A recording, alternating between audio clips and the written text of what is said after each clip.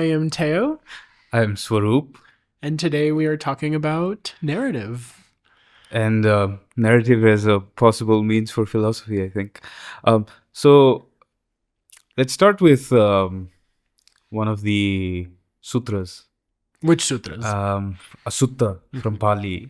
Because I think most of the Sutta Pitaka from Buddhism is basically some form of narrative that they use to discuss some, Dhamma topic, right? Because it begins with this classic, thus have I heard, evam me suttam, right? And then, so I think it has this natural narrative approach within the sutra sort of framework itself. And I think it's very interesting how it began, right?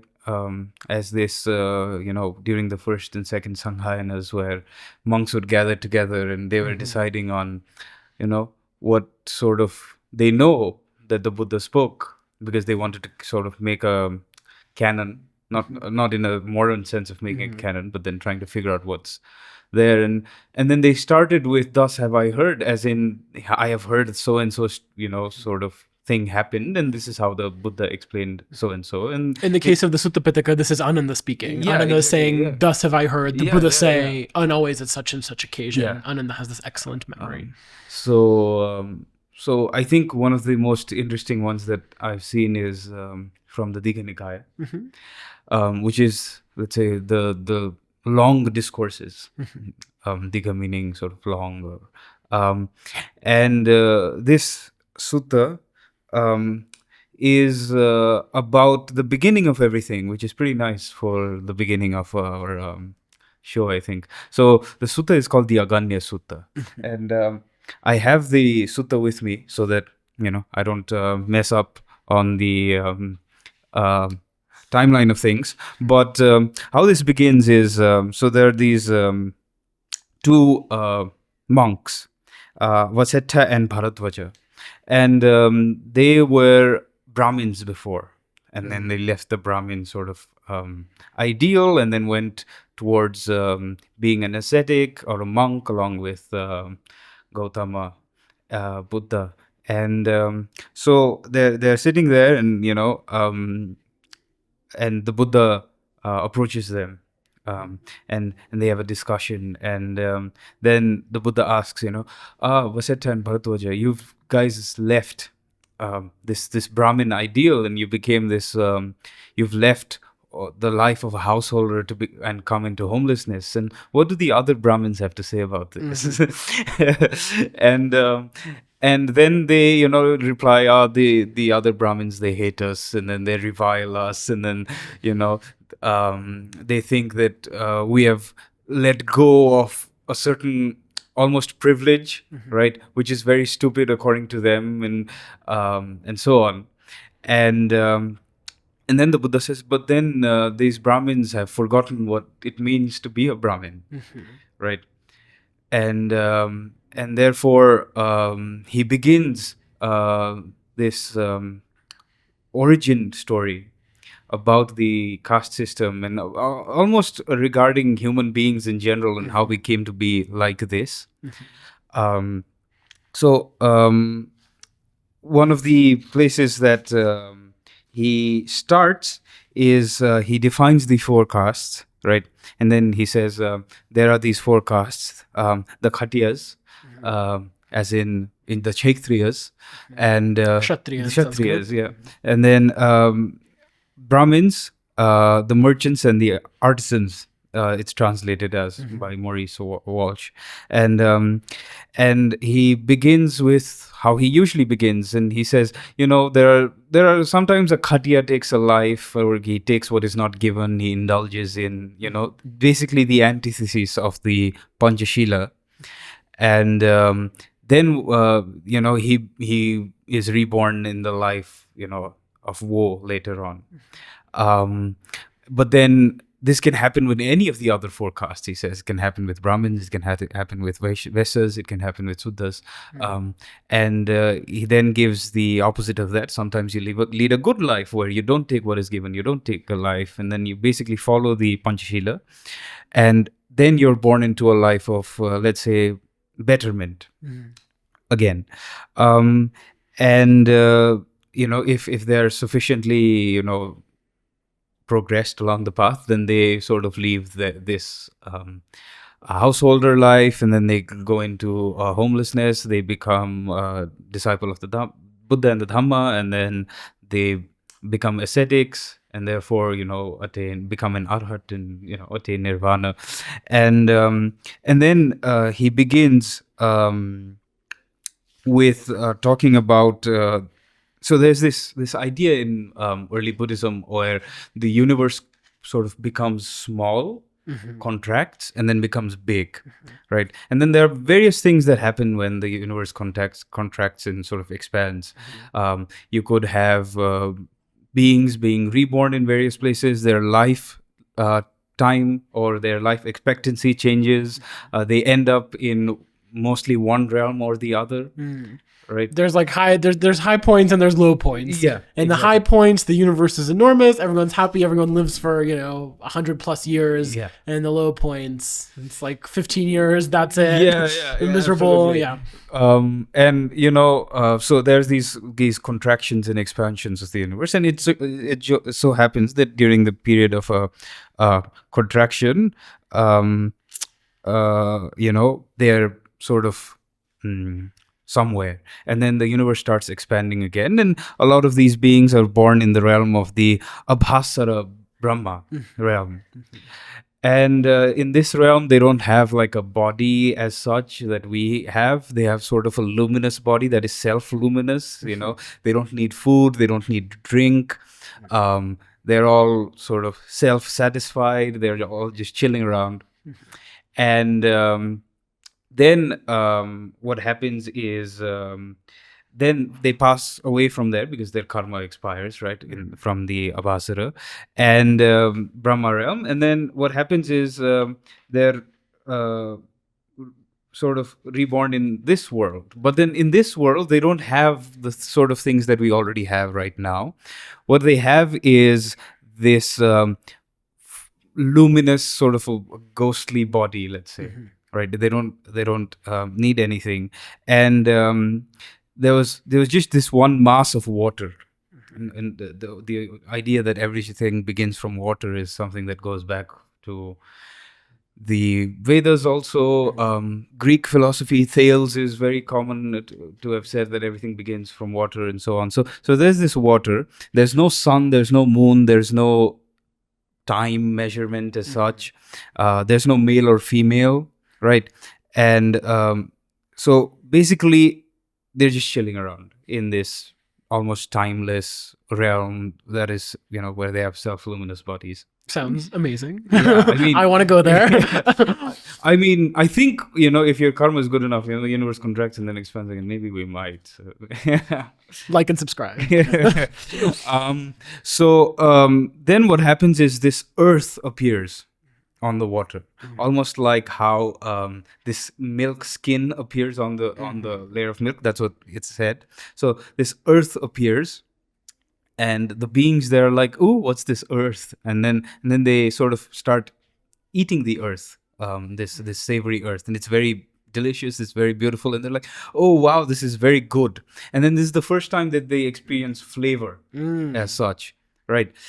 And that's a slippery slope. Yeah, and then it goes downhill from there. So they start eating this earth, and then their bodies just become a little bit coarser, right? From being this ethereal, subtle system, it becomes a little bit coarser, and then what happens is their self-luminescence disappears. So they've become coarse, and their own radiance has gone down, and this is why the sun and moon pop up, because you need now an external source of luminance, except like your own body. So the sun and moon appear because the self-luminance of these beings is gone. So now there's a new source of luminance, and from the moon and the earth and so on, you start getting night and day and time and so on, and as they begin to eat more of this, some people's bodies become more beautiful because they eat more of this or they get to eat more of this and so on. And some people's bodies become less beautiful, right? And then the good-looking ones hate the bad-looking ones. They're saying, then you get pride essentially.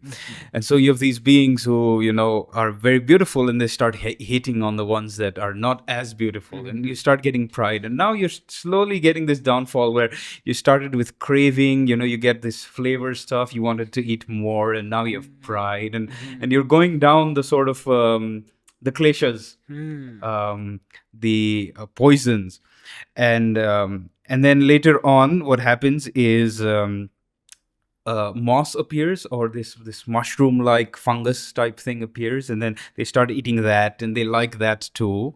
And then once they like that, they start eating more, and it becomes more coarse. Their bodies become more coarse, and so on.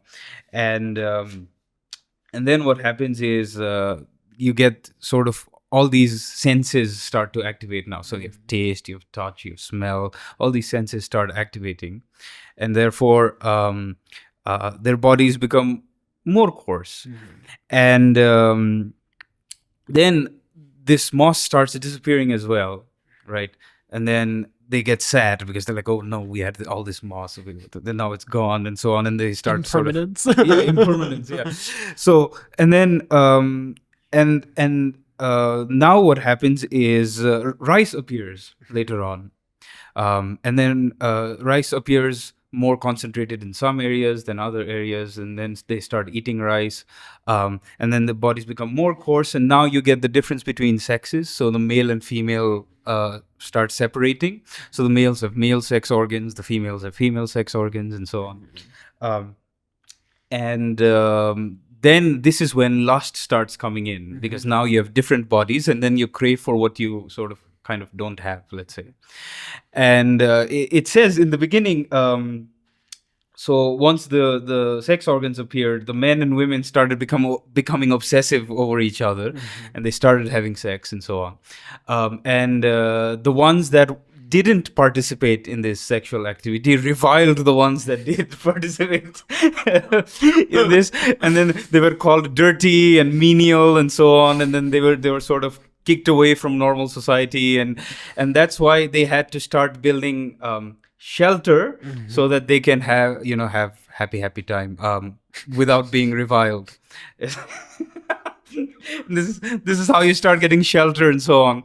And when you have shelter and you have rice, right? So the rice, people, whenever they were hungry, they used to eat. That was the sort of thing back then. But then now they started thinking, okay, why do I have to sort of go out and collect rice every time I'm hungry? Why don't I just collect it all at once? And then these lazy guys are like, okay, I'll collect my morning lunch and dinner at the same time. And so they start hoarding rice. Okay. And then when they start hoarding rice, people start seeing that everybody else is hoarding rice, so they start hoarding rice, and everybody's starting to hoard rice, and now you get divisions of rice, that I can hoard and I can't hoard, and so on. And that's how plot lands or land divisions come into play, which is pretty interesting. And from an economical point of view as well, I think. I mean, we're building up society from the ground, from some sort of internal, like, people have desires, people are different from each other, people have these issues, and now we've introduced private property, which any good Marxist will tell you is the beginning of the end. So now the society is getting more complex, we're starting to get all these problems. So we're starting to get problems, and now what happens is there are these people who are more greedy, and so they steal the other person's rice, and then the society starts reviling them, but then they can't sort of control these people. So they decide, okay, what if we had one person or this group of people who would actually censor these bad guys, right? And then they start electing people whose job it is to censor or to protect sort of law as it is. So you don't have thievery and so on. And these people, the Buddha says, are the kings and the khatiyas, right? So these are the kshatriyas and the king, and the kingly caste is sort of born from this need to protect because people are too greedy. So that's how it begins with this is remarkably similar to someone like Levi Strauss's definition of the state, right? The state is the person the state is the entity that has the monopoly on violence. So the Kshatriyas emerge as the only people that are allowed to use violence. Legitimately. Exactly. And then there are some of these people who look at all these indulgences that people are falling into and so on, and they decide, you know what, this is not good. We are going down the wrong path. So they retire into the forest to become meditators, essentially. And these, the Buddha says, is the origin of the Brahmins, right, of the Brahmin caste. And so these Brahmins go out, they are secluded, they don't participate in any of sort of this societal nonsense, and then they go back to meditation and good things and so on. But there are some of these Brahmins who are unable to do that, to meditate, and they can't live in these leaf huts and caves and so on. And therefore they stay in cities and they compose writings, which was considered, according to the Buddha, a bad thing among the Brahmins. But now he says it's the opposite, where the ones that compose treatises are the ones that are more respected than the ones that go around away from society and meditate. So the people who are actually composing many of these treatises are bad Brahmins, basically. And who do those meditating Brahmins look like? Well, Buddhists. Contemporary to the Buddha's time, exactly. Buddhists. But there's this argument too about writing, introducing all sorts of issues. And then, so he gives these two lengthy introductions to the Khatiyas and the Brahmins. And then he says, okay, but then there are these people who are just engaged in various trade. And these are called Vesas, and that's what Vesha means. It means various stuff. so they just engage in various stuff. So that's where they're. It's funny. You need an explanation for violence, and you need an explanation for religion, but selling stuff is ubiquitous. It will always be there. It'll never go. It's just there. It's just the Vesas because they do various stuff.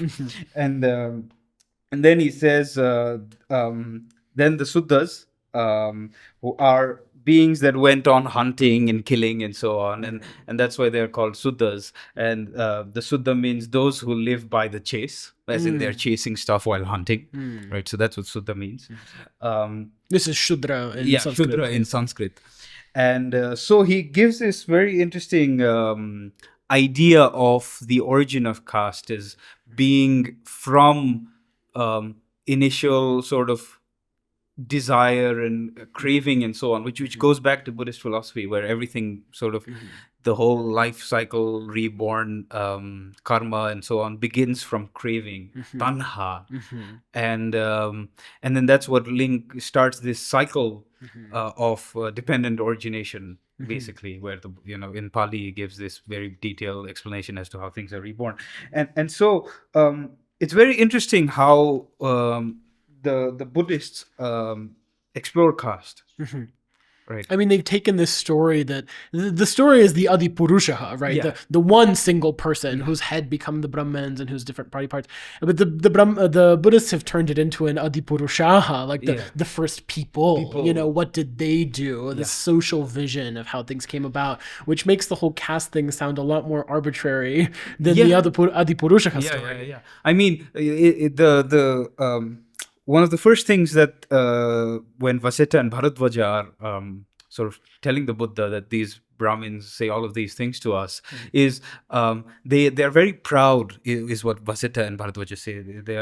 They say they're born from the mouth of Brahma, and then they're the heirs of Brahma, and then the children of Brahma. So they're very proud of that. And now it's sort of the Buddha flips this sort of almost narrative where you get the Adi Purusha story where, various parts of this cosmic being become various elements of the universe. And then now you get more sociological, almost, an anthropological explanation to caste, which I think is very interesting.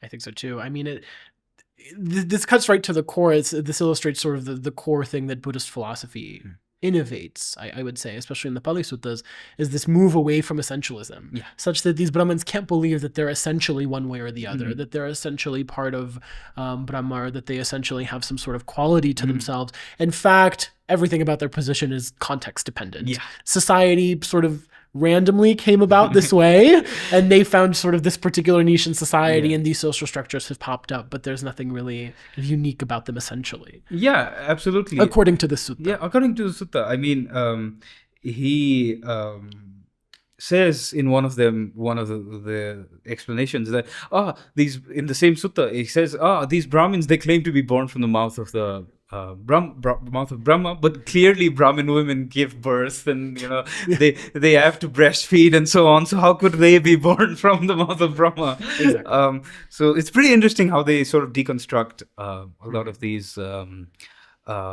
ideas of essentialism, which is pretty interesting, which is what Buddhism is very famous for doing.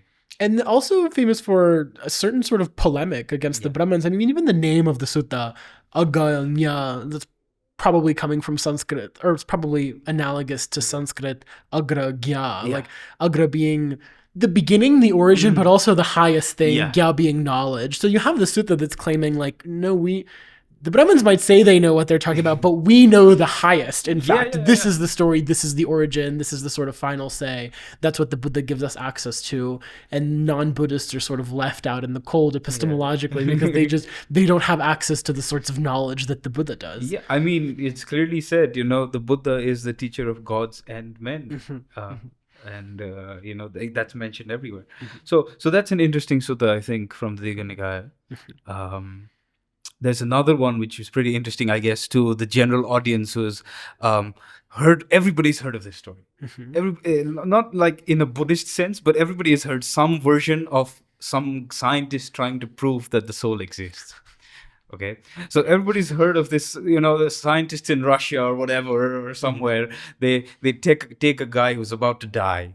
Okay, and then they put him on a weighing scale or something, and everything's closed off with glass and everything, and then the person dies, and you get a loss in weight. So that's basically the soul leaving your body, and that's how they prove that the soul exists. But little do people know that this is actually a Buddhist story. Yeah. This idea of investigating the existence of the soul is actually a Buddhist story from the Digha Nikaya again. So this is from the Payasi Sutta. So let me bring my sutta back. So Payasi is this prince king who is a skeptic, essentially. He says he does not believe in another world. He does not believe in rebirth. He does not believe that beings can come into existence spontaneously. He doesn't believe in karma. And so what's happening is Kumara Kashyapa is roaming around Koshala. And that's where Prince Payasi is. And then he has this evil opinion that, that nothing exists, essentially. That there's no soul, there's no rebirth, there's no other life, and so on. Which is very interesting as a sutta in Buddhism, I think, because the idea of the soul is kind of, that's what Buddhism negates in some sense, is this idea of the Atma. But there's this story which is very interesting where there's this prince who doesn't believe in rebirth. Obviously, that's bad. But one of the core points is that he doesn't believe in the soul. And there's Kashyapa trying to sort of explain to King Payasi why he's wrong, which to me is philosophically very interesting. I mean, I think that captures to some extent there's an intellectual vibrancy to a moment of early Buddhism, because there's a lot of schools that the text for that, I mean, we know that Buddhists are coming about and we know that Jains are coming about, but we also know that there's a lot of other schools. One of them is the Ajivikas, which the Buddhists and the Jains are constantly dunking on, but we don't know anything about them. Their texts haven't survived. So there's this moment of intellectual questioning happening where some people are like, Atman? No Atman. Some people are like, karma? No karma. Something that the Buddhists are consistently railing against. There's these people who don't believe in karma at all. And that for the Buddhists is too far. That's a ridiculous thought. But you do get the sense sort of intellectually that different schools are picking and choosing what they think is legitimate, what they want to include in their philosophy. And so in a way, this king is representative of a class of people who on some subjects are siding with the Buddhists or are against a soul, but who kind of, in terms of the full range of their beliefs, aren't really on board with everything the Buddhists have to offer. And this is clearly an allusion to me to atheism Oh, in yeah. some sense. Yeah. Back in the day, we had the Charvaka school. Obviously, who like you said, their texts haven't survived, and the way we know some of this stuff is because people are constantly sort of criticizing them. Exactly. At the Buddhist, Jains, the Hindus, everybody is criticizing the Charvakas. Exactly. Especially when it comes to karma. So there's this king, and it always begins with saying that there's this venerable monk who has come to our land. There's a good sort of news that has been spread about him. So why don't you meet him? And then King Payasi is like, okay, fine. I'll ask this monk some questions and and I'll see what he has to say. So he basically says, to Kumara Kashyapa, he goes to Kumara Kashyapa and he says, I hold to this tenet in view, that there is no other world, there are no spontaneously born beings, there is no fruit of good or evil deeds, right? And that's what the prince holds. Now this story is basically a conversation between Kumara Kashyapa and this King Payasi, where the king presents an argument for his skepticism, and then Kumara Kashyapa responds to his skepticism, right? So he says, I don't believe that there are other worlds. So that's how he begins with. And then the Kumara Kashyapa says, okay, do you believe in the sun and the moon? and he's like, yeah, obviously. What about space? Huh? Exactly how it goes. And do you think they're gods or they're something else altogether? And they're like, they're gods, but they're in another place. And therefore, if the sun and moon can be in another place, then there is another place. Okay, so that's how Kumara Kashyapa is trying to convince King Payasi of his lack of a belief that there is no other world.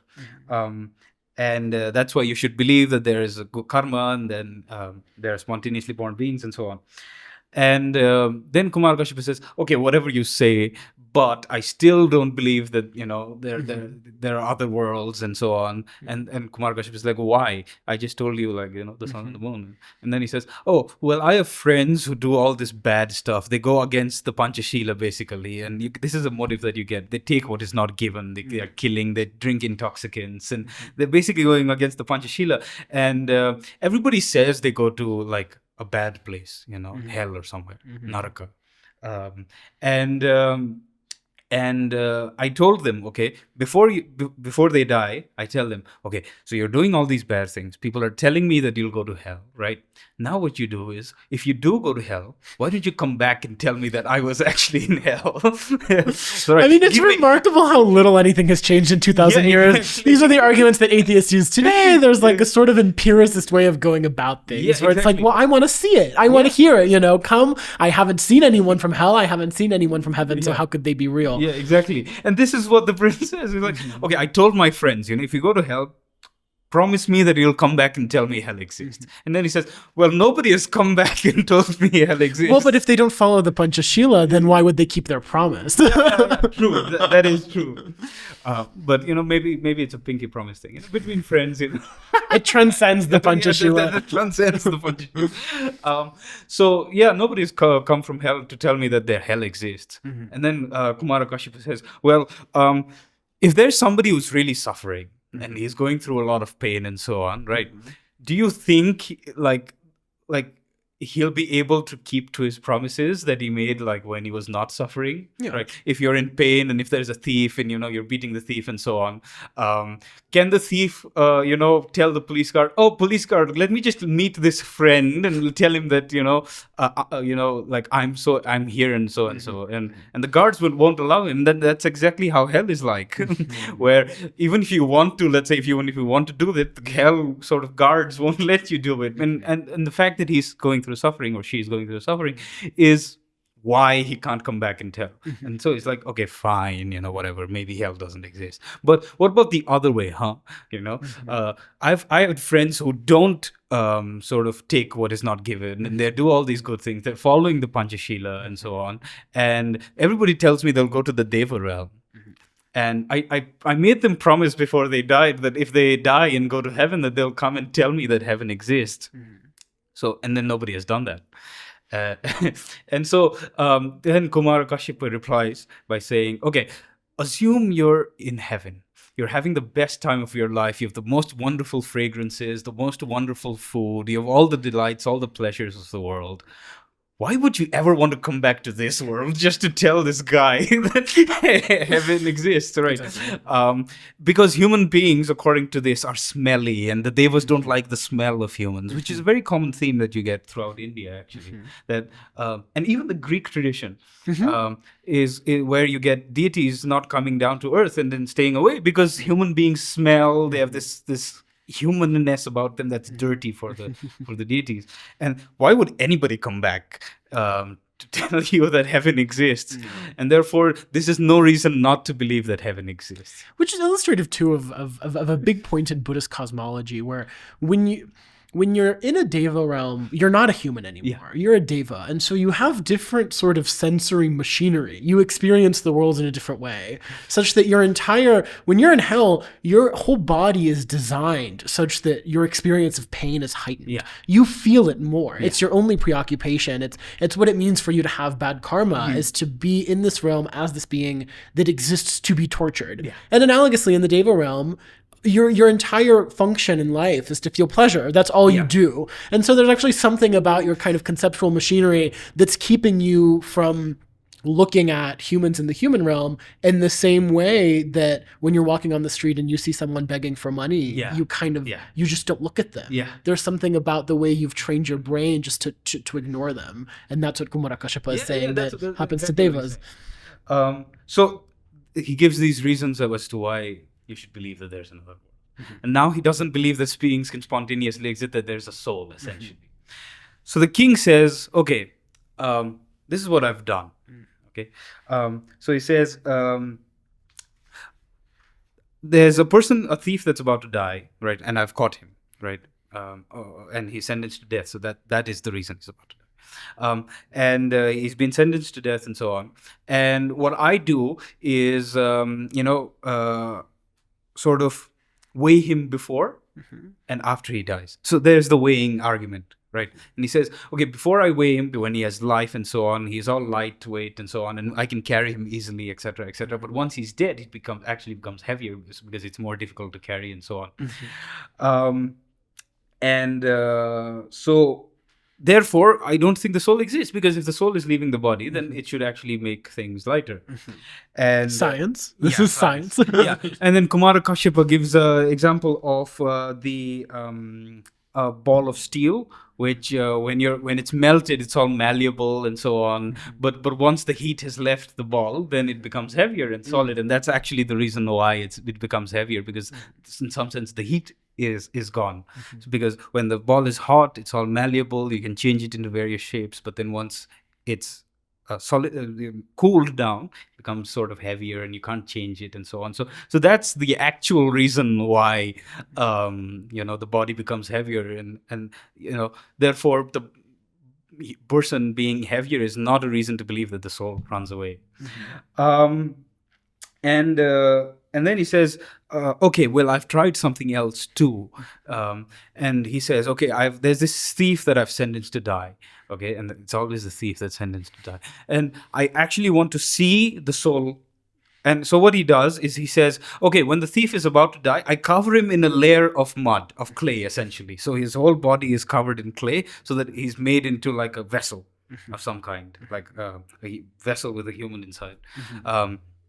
And then what happens is I cook him, essentially. So I light a fire, and then I cook this thief. And then, his body sort of gets cooked and he dies, obviously. And this is, by the way, why this king needs to talk to a Buddhist monk. Because there's something, this is always how Buddhist sutras are framed, right? Kings are out here doing this crazy, crazy stuff. And you really need a Buddhist to come in and tell you, like, hey, maybe don't cook people. Maybe there's a better way to do religion. I mean, don't cook people. It's very common, especially with sacrifices, where they're like, oh, why don't you use vegetables for sacrifice? So I've taken this guy, I've completely sealed him in clay, and I cooked him. So the clay is hard. There's nothing that can escape that clay. Water doesn't escape that clay, air doesn't escape that clay, and so on. So now I take him out and I very carefully break the clay, and I look very carefully when the clay is broken whether a soul will come out or not. And so he doesn't see a soul come out, and therefore he doesn't believe in. Presumably, the soul looks like a little cartoon ghost. It sort of slithers out of the clay. Yeah. Checks out. Science. Okay. And he hasn't had that happen to him, right?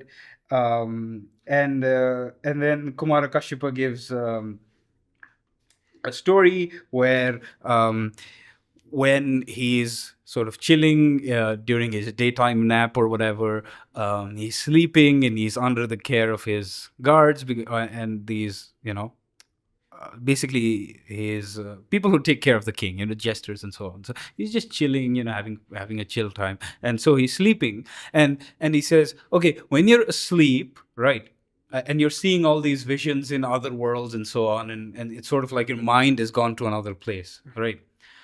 Do the people who are taking care of you actually see your soul travel to that place?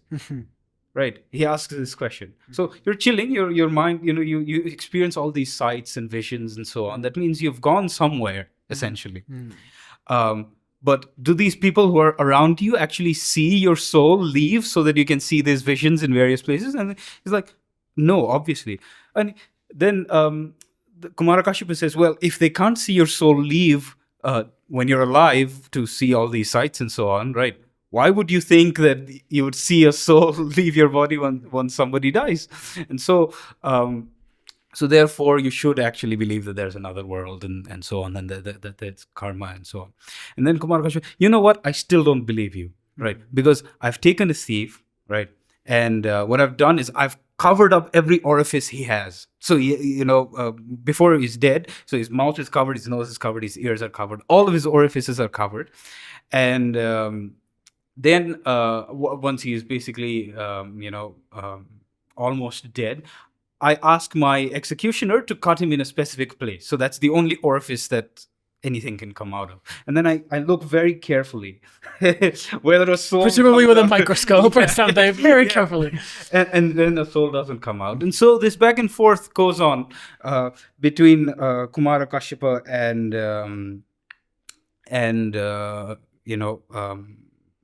King Payasi. And Kumarakashipa, he gives this final response where he's like, okay, assume there's this villager guy who asks his son to light a fire, gather firewood and light a fire, so the fire lights up. So what he does is he takes wood and then he rubs them together, and he can't start a fire. Okay, so what he does is he chops the wood into two, right, and then he tries starting another fire with the chopped wood, and then he's like, maybe I just can't get the fire out of this, so I cut the wood again, and then he tries making a fire again, and then the fire, sort of the father of the child comes and says, what are you doing? This is foolish. You can't get a fire just by chopping up things and seeing them, and in the same way you can't see a soul just by chopping up a human body in various orifices. Which is to say, the fire is a product of the stick, but it's not inside the stick. You can't drill into the wood and carve out the fire. Yeah. So this is kind of a back and forth that happens between them, and then this the sutta ends as all Buddhist sutta ends with a skeptic or with another person. He says, you've opened my eyes, and it's like somebody has lit a lamp in a dark place, and so on, and therefore King Payasi eventually becomes convinced that there's karma in another world and so on, and that's how he becomes Buddhist. And to me, this was shocking because we all have heard the story of the scientist and so on trying to investigate this. This is a Buddhist story with a scientist king trying to weigh the soul, trying to see the soul come out. And yeah, it was just very shocking to me, which is why I thought I'd share it. Yeah, I mean, what's interesting to me is that Buddhists are not interested in just denying the soul, denying the Atman. They're interested in denying it on very particular grounds. Yeah. They won't take any route to get there, and clearly they think the sort of empiricist scientific reasoning is not enough. Yeah. Because they're committed to all of these, we could say, extra empirical, things that are beyond measurement, all sorts of ideas like karma, if not transmigration of a soul, then at least inhabiting different realms that we don't have access to. They're committed to all these ideas. And so for them to say something is soulless, to say it's anatman, is equivalent to saying it's without an essence. Yeah. It doesn't have the stable, like there is no Sworup. Yeah. Sworup is always changing in all these various ways. But the way we explain that is by saying, well, your experience is changing, your memories are changing. The Panchakhanda is changing. The Panchakhanda, these like this group of factors that's bringing you into existence is changing. We don't say that by like digging into you and looking for a soul and saying, well, there's no Sworup in here. Where's the Sworup? Is the Sworup in the brain? Do we like dig in a little farther? That's not the right way, because in fact, that's an embarrassing way of doing religious reasoning or moral reasoning or anything. And that's kind of what they're making fun of here. So it's an interesting case, I think, of Buddhists like carving out their own niche in the religious marketplace, because there's some kings doing some really crazy shit out there. So that's early Pali Sutta stories, I think, which are very interesting, that serve a narrative and a philosophical function. So anything you have? Yes, I do have another story. It's from a different collection of Buddhist stories that are commenting on the Dhammapada. So the Dhammapada is this collection of verses that, please don't tell any Buddhists I said this, but I think they're a little boring. It's a lot of verses about do the right thing, not the wrong thing. Think this, not that. They're very didactic. They're very normative. I think as a practitioner, they're very, very useful. But they're very short verses. 1-2 padas each, basically. There's about 500 and something of them, I think. I don't know quite how many. And what's interesting is that every one of those little verses has an enormous story that's commenting on it. So this story is commenting on the verse, Nahi verena verani samanti dha kudachanam averena cha samanti esa dhammo sanantano. This is a translation by Burlingame. For not by hatred do hatred cease at any time in this place being this life we're living. They only cease with non-hatred. This truth is surely eternal. This is the eternal Dhamma. This is the Buddha's teaching. So a very common verse. Don't lie. I think that's pretty solid for, or don't hate things, sorry. That's pretty solid for every religion. The antidote of hatred is not hatred. Exactly. Pretty simple. So how do we choose to illustrate this story? Once upon a time, there was this guy, and he needed a wife, because that's what men need. So he gets this wife, and oh no, the wife cannot have children. So everything sort of comes apart at the seams, and his family are like, well, we need him to have a child, so how are we going to get him? So the family thinks of this idea where basically he's going to get a second wife. The second wife is going to live with the first wife, and hopefully she'll be able to have children, and then there'll be no problem. But the first wife realizes, this is what she says, hold on, if the second wife has a child, then I'm going to be a servant in my own home. That's not okay. She goes and tries to find like a wife that maybe she can control a little more, like a wife that she can handle. And she does find a wife, and she convinces her to marry her husband. And so they're all together. But she realizes, like, I mean, if it's this woman's child and not my child, then I'm chopped liver. Nobody's going to care about me. And so she concocts this horrible plan wherein she will trick the woman into having miscarriages. She'll give her some sort of herb that triggers an abortion very early in her pregnancy. And she causes the second wife, to miscarry twice. At which point, the second wife goes and sort of talks with her friends.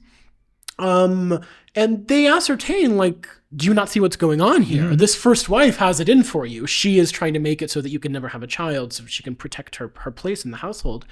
And so this time, when she becomes pregnant, the second wife does not tell the first wife until she's so far along that it's obvious that it's pregnant. And at that point, the sort of miscarriage drug does not work the same way.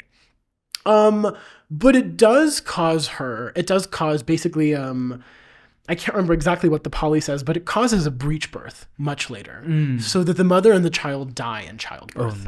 And then the husband and so as she's dying in labor, she makes the sincere wish, and this is very important in Buddhism, you can make vows, and vows really carry on multiple lives. She says, may I be born in a future life as a yakini, as a sort of like demon, a female demon or nature spirit or whatever, who will eat your children the way you've eaten mine.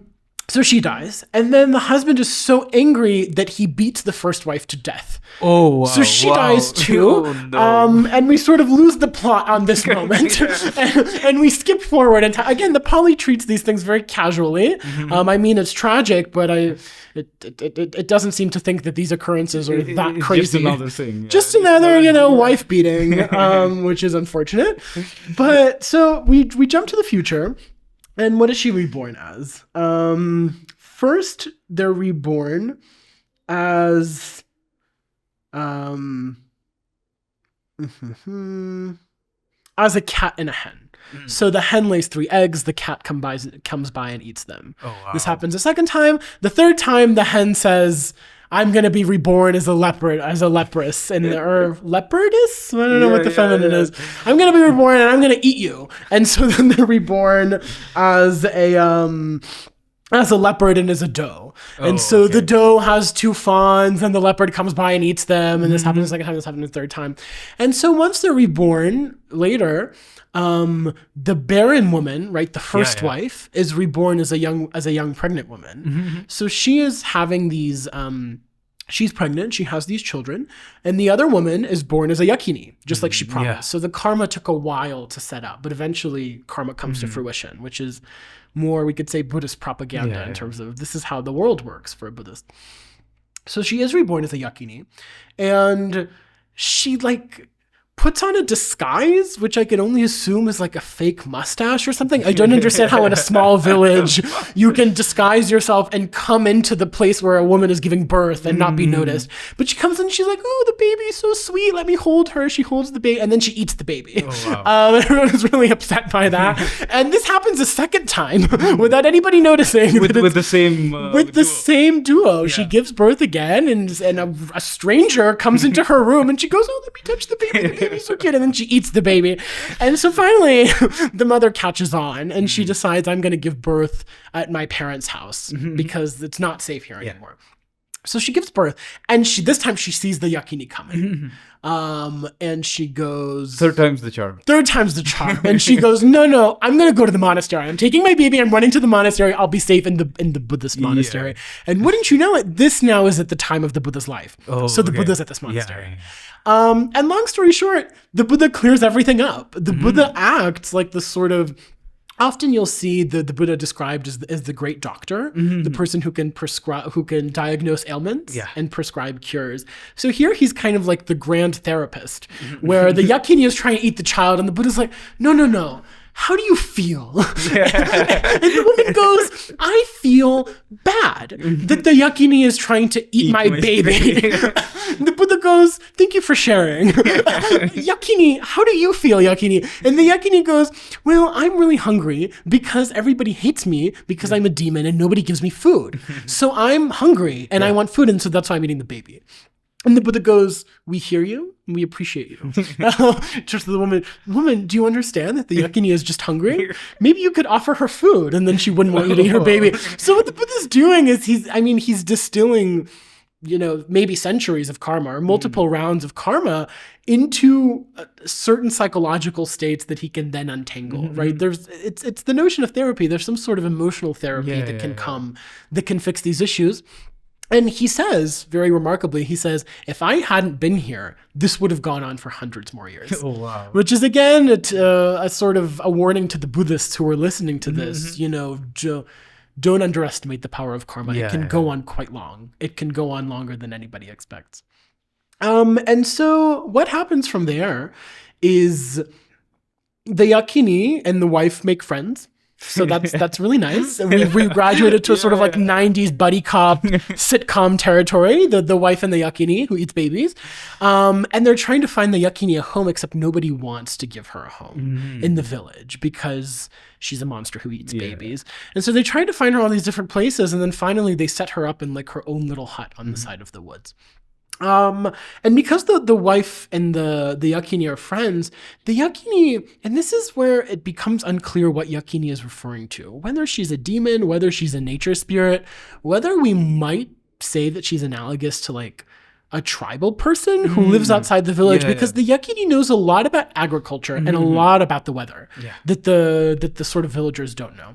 So the yakini seems to know when it will rain and when it won't rain. So she can protect the woman's crops from drought and from flood. And so the woman is the only one in the village who has a good crop yield year to year. And the villagers get curious and they ask, why is this? And the woman goes, well, because I have my best friend is the yakini. We've healed. We've come through it stronger than ever. And she tells me when I should plant my crops and when I shouldn't plant the crops.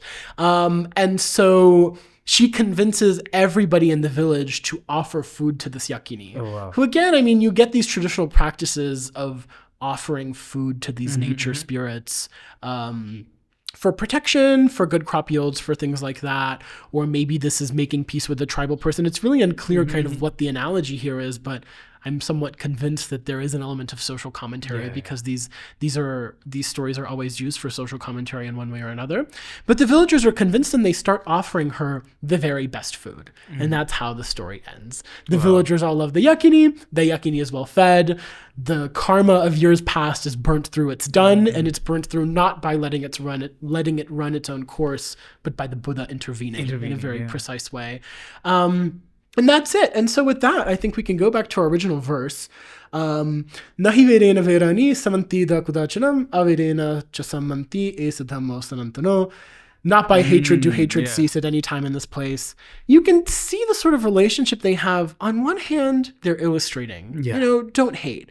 On the other hand, the story has introduced so much more than the original verse that I really start to see narratives not as a way of like reflecting the philosophy or reflecting the morality, but as enriching it, enlivening it, making it kind of more real so that the audience can live with really what when somebody says don't hate anybody, that's very fine and good. It's almost an idealistic impossibility, Exactly. Because then what if someone's eating your baby? Even then are you not allowed to hate them? Is hatred not allowed even then for the simple reason, well, she was hungry so she ate your baby? So this is sort of taking these really, really impossibly difficult moral pronouncements and bringing them to a level that's kind of understandable. Kind of makes clear why the Buddha's Dhamma is actually so profound and why what the Buddha is asking is so difficult, because he's asking us to behave inhumanly.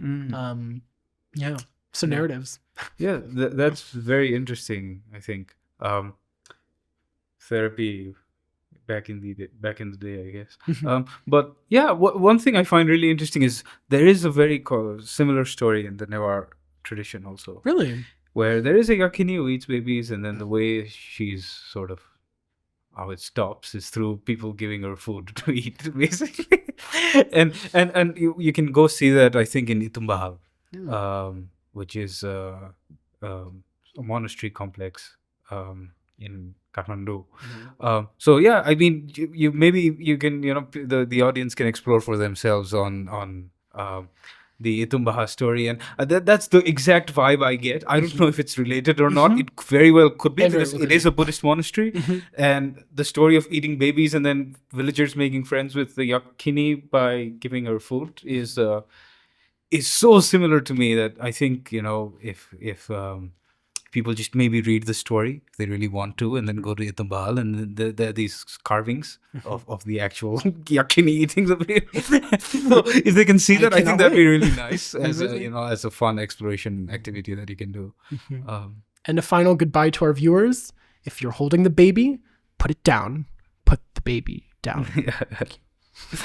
So I guess very interesting how we explored Buddhist narratives today, I think. Yeah.